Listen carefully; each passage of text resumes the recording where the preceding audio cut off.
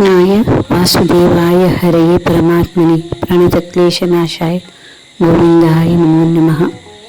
मेरे प्रिय गीता साधकों, आज हम गीता के सबसे गहरे अध्यायों में प्रवेश कर रहे हैं। ये अध्याय केवल ज्ञान नहीं देता बल्कि जीवन को देखने की दृष्टि बदल देता है। श्रीमद् भगवद गीता अध्याय 13 क्षेत्र क्षेत्रज्ञ योग।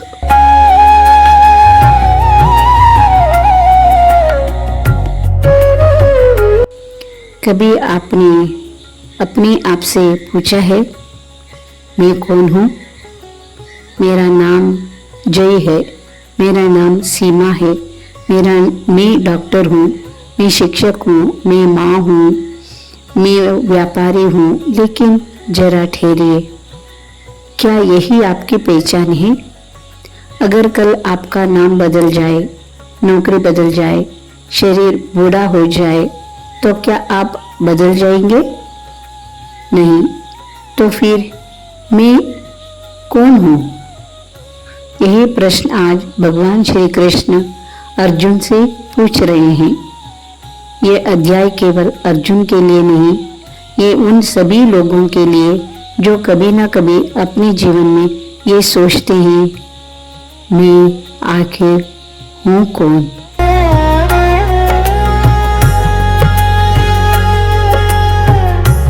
अर्जुन अब पहले जैसे नहीं रहे। अब उनका मन धीरे धीरे स्थिर होने लगा है। उन्होंने कर्म योग समझा, ज्ञान योग समझा, ध्यान योग समझा, भगवान के विराट रूप देखा, भक्ति का अमृत भी पी लिया। अब भगवान मुस्कुराते हैं और कहते हैं, अर्जुन, अब समय आ गया है कि मैं तुम्हें तुम्हारा परिचय दूं। भगवान कहते हैं, ये शरीर क्षेत्र है।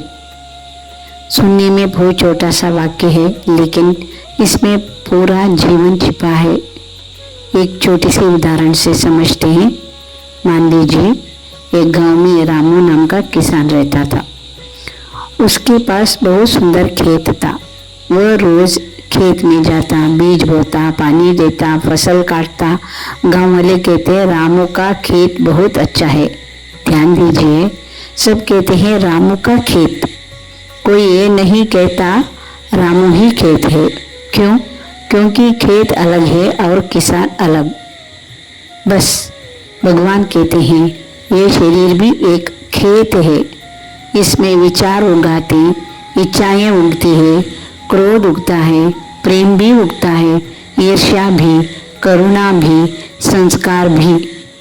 यह शरीर एक खेत है जिसमें जीवन की फसल उगती रहती है। तो क्षेत्रज्ञ कौन है? अब भगवान कहते हैं, जो इस शरीर को जानता है वही क्षेत्रज्ञ है। यानी शरीर अलग और उसे जानने वाला अलग। एक और सरल उदाहरण देके, आप कार चलाते हैं। अगर कार पंचर हो गए तो क्या आप भी पंचर हो जाते हैं? नहीं, कार खराब होती है, चालक नहीं। इसी तरह शरीर बीमार होता है, आत्मा नहीं। शरीर बूढ़ा होता है, आत्मा नहीं।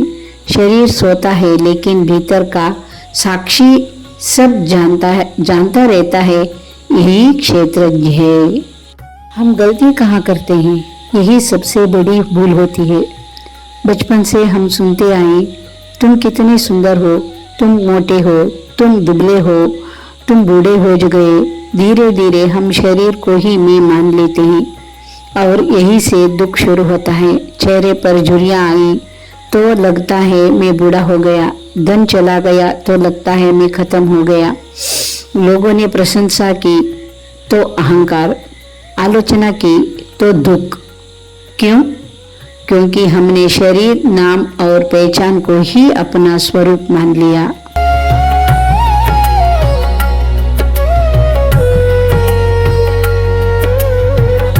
एक गांव में एक नाटक मंडली आई।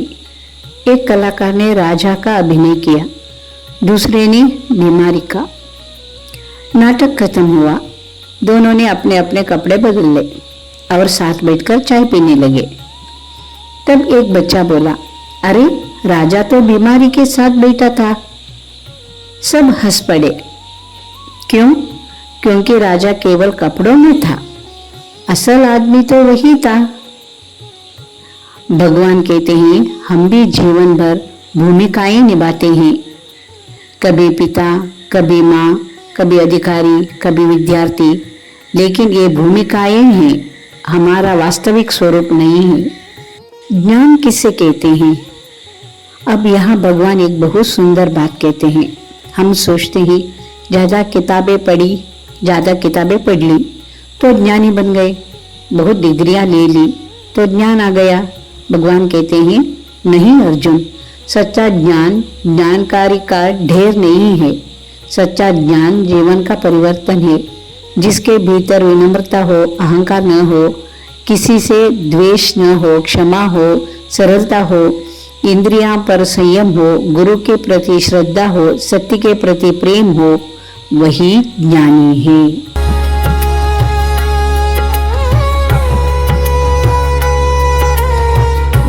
एक गांव में दो लोग रहते थे। एक ने तो 100 पुस्तकें पढ़ी थी, दूसरा मुश्किल से अपना नाम लिख पाता था। एक दिन गांव में आग लग गई। पहला व्यक्ति ज्ञान की बातें करता रहा, दूसरा बिना कुछ बोले लोगों को बचाने दौड़ पड़ा। गांव के बुजुर्ग ने कहा, जिस ज्ञान से जीवन में करुणा न आए वह अभी अधूरा है। भगवान भी यही कहते हैं, ज्ञान का पहला फल विनम्रता है। प्रकृति क्या है? भगवान कहते हैं ये पूरा संसार 5 महाभूत मन, बुद्धि, अहंकार, इंद्रियां, इच्छाएं, सुख दुख, ये सब प्रकृति के क्षेत्र में आते हैं। इनमें परिवर्तन होता रहता है, आज सुखी, कल उदासी, आज सफलता, कल असफलता, ये सब मौसम की तरह बदलता रहता है। लेकिन जो इन सबको देख रहा है वह नहीं बदलता, वह आत्मा है।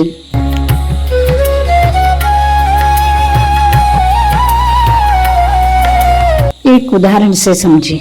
आकाश में बादल आते हैं, कभी काले, कभी सफेद, कभी वर्षा, कभी धूप, लेकिन क्या आकाश भीग जाता है?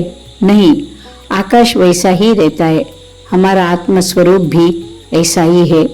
विचार आते हैं, भावनाएं आती है, क्रोध आता है, डर आता है, लेकिन जो इन्हें देख रहा है वह इन सब से बड़ा है। परमात्मा कहाँ है? भगवान कहते हैं हर प्राणी में, केवल मंदिर में नहीं, केवल मूर्ति में नहीं, केवल तीर्थ में भी नहीं, हर जीव में। जिस दिन ये दृष्टि आ गई उस दिन किसी से घृणा करना कठिन हो जाएगा, किसी को अपमानित करना कठिन हो जाएगा, क्योंकि सामने केवल मनुष्य नहीं, परमात्मा का अंश खड़ा है।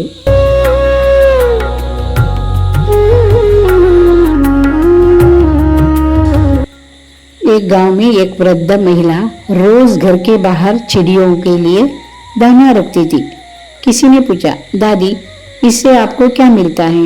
वह मुस्कुराई, मैं पक्षियों को नहीं खिलाती, मैं भगवान के छोटे छोटे मेहमानों का स्वागत करती हूँ। यही दृष्टि भगवान देना चाहते हैं।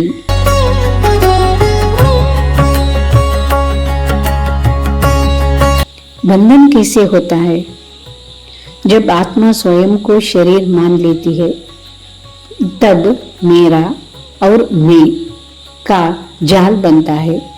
मेरा घर, मेरा धन, मेरी प्रतिष्ठा, मेरा परिवार, इन सब में प्रेम होना गलत नहीं, लेकिन जब इन्हीं में अपनी पूरी पहचान खो जाती है तभी बंधन शुरू होता है। भगवान त्याग का नहीं, आसक्ति का त्याग का संदेश देते हैं। मुक्ति क्या है? मुक्ति कहीं मरने के बाद मिलने वाली कोई जगह नहीं है। मुक्ति एक दृष्टि है। जब मैं समझ जाता हूँ मैं शरीर का उपयोग करता हूँ लेकिन मैं शरीर नहीं हूँ, तब जीवन बदलने लगता है। तब सफलता आए तो अहंकार नहीं, असफलता आए तो निराशा नहीं, क्योंकि भीतर का साक्षी स्थिर रहता है।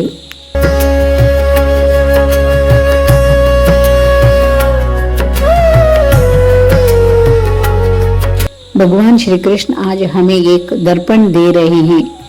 वह कह रहे हैं, अपने चेहरे को मत देखो, अपने स्वरूप को देखो। शरीर बदलता रहेगा, उम्र बदलती रहेगी, परिस्थितियां बदलती रहेगी, रिश्ते बदलेंगे, समय बदलेगा, लेकिन तुम्हारे भीतर जो श्रद्धा चेतना है वह न कभी जन्म लेती है, न कभी मरती है।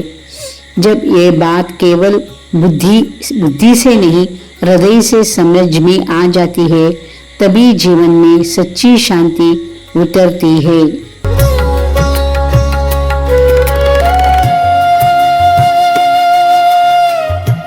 प्रिय श्रोताओं, आज भगवान ने हमें सिखाया कि यह शरीर केवल एक क्षेत्र है और हम उसके क्षेत्रज्ञ हैं।